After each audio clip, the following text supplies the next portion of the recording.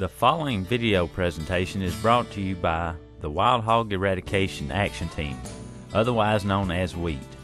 W.H.E.A.T is a 24-organization partnership dedicated to the eradication of wild hogs in Tennessee. To be clear, wild hogs include feral swine and wild boar. An explosion of wild hog populations has created a national crisis. Wild hogs are exotic to the U.S., much like kudzu. Nearly everyone is aware of kudzu and its invasiveness. Wild hogs are no different in this respect. They don't belong here. Wild hogs have been reported in nearly every state in the country.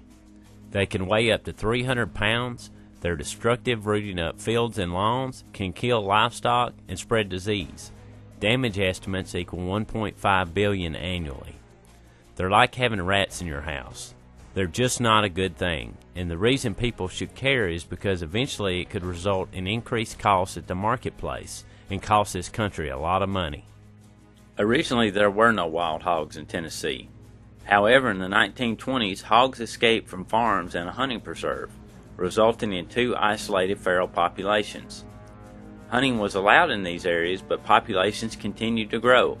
Damage became a problem, and isolated pockets of hogs began occurring in a few new areas.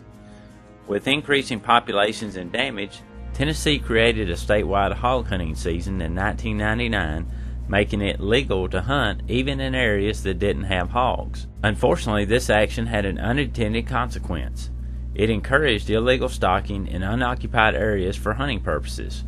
Have a look at a current range map pictured at the top of your screen. If this issue isn't addressed now, the map could change to what's pictured below in just 10 years. The time to deal with this issue is now, before it's too late. W.H.E.A.T is working to reverse Tennessee's troubled past with hogs by eliminating incentives for wild hogs to be illegally stocked, creating effective means of control for landowners, and conducting adequate outreach. Now that we understand wild hogs aren't controlled by hunting, let's talk about a proper response. First, we need to determine if wild hogs occur in our area by identifying sign. Take a look at the wild hog track pictured on the right. The hog track is more rounded than the deer track pictured on your left. Rooting is an obvious sign already discussed. Wallows and rub trees will also be present in areas where hogs frequent. If the presence of wild hogs is confirmed, it's crucial to begin control immediately, since wild hog populations can double in a year and problems only compound. Delayed response by some have experienced losses of entire cornfields. In some cases, hogs have gone row by row, rooting up corn seed following a planting. Wild hog control requires cooperation by landowners, since wild hog home ranges typically include multiple properties. Unfortunately, it's easy for landowners to work against one another. For example, a landowner baiting and shooting will cause hogs to become more nervous and trap shy, interfering with a neighbor using trapping, the most effective approach. Wild hog trapping by landowners can be done outside of big game hunting seasons without a license. Landowners desiring to trap during big game seasons or have friends assist them can obtain an exemption from TWA to do so. Trapping is not a simple, short-term, or cheap solution.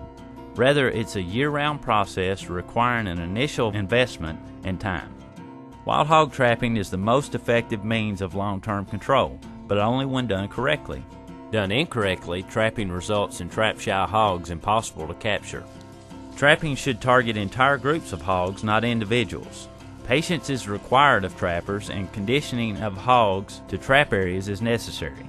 Potential sites may be baited with corn before traps are constructed to evaluate areas as trap sites. Limit the number of trips to sites while monitoring. Utilizing trail cameras can help reduce the number of visits required to monitor sites. Once hogs are consistently visiting a trap site, trap construction should begin. Trap materials should include wide trapdoors and strong panels. Baiting should continue throughout construction. Trappers should always minimize disturbances and not drop trapdoors until all hogs are inside the trap. Using trail cameras is the best way to determine when to set up to drop the trapdoor. When the time comes, tree stands or blinds should be used. Your best option is using a trapdoor controlled by a keyless entry device. Most wild hog activity occurs at night, thus lighting is a limiting factor.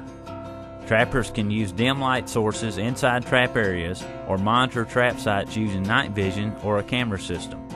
If these possibilities don't exist, root sticks can be utilized to control trapdoors as the last option. Misusing root sticks and missing hogs will result in generations of trap-shy hogs. Once hogs are captured, they must be eradicated. Removing live hogs from traps is prohibited in Tennessee. Contact a TWA office for trapping advice or information on alternative methods of control. Contact information is available at tnwildlife.org. Tennessee Wildlife Services is committed to providing immediate help to landowners experiencing wild hog damage, including trapping and aerial gunning. Contact Tennessee Wildlife Services at 615-736-5506 for assistance. For more information on wild hog control, see wildpiginfo.com. Transportation requirements for legally possessed wild-appearing swine can be found on the Tennessee Department of Agriculture's website.